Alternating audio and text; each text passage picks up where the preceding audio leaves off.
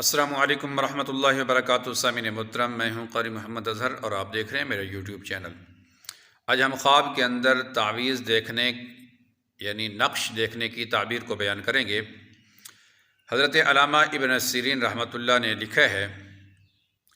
کہ تعویذ ایسا ہو کہ جس کے اوپر اللہ رب العزت کے نام لکھے ہیں، تو اس کا دیکھنا اس بات کی دلیل ہے کہ سختی اور غم سے اس کو نجات ملے گی،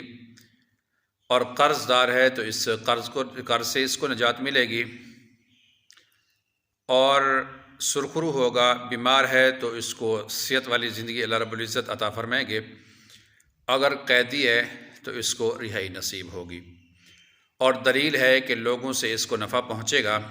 یعنی کہ اللہ رب العزت کے نام کا لکھا ہوا نقش بہت ہی برکات ہیں اس کی،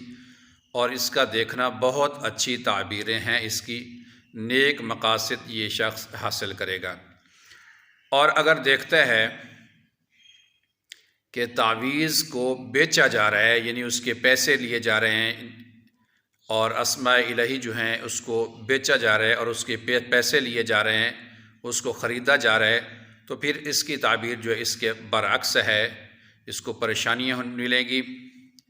غم ملیں گے، اور نقصان اور پریشانی کی طرف اس کی دلیل ہے۔